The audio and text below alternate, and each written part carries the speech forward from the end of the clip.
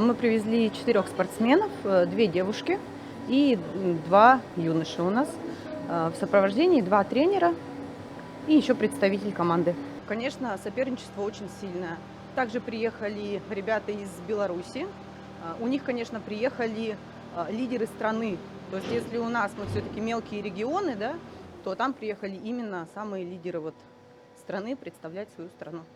Мы, конечно, стараемся настроить, но, если честно, очень сложно, потому что очень большой зал и очень много народу, а мы не привыкшие, то есть у нас нет такого опыта совсем выступать на публику.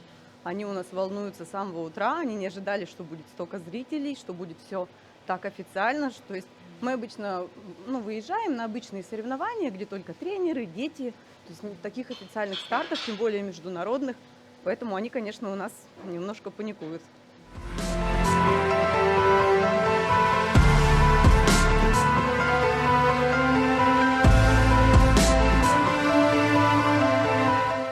Я в августе ездила на сборы, как раз-таки готовилась упорно и усердно к этим соревнованиям.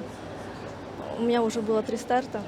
Первый каскад стоит лутс-ту-луп 3-2, тройной ридбергер и двойной аксель.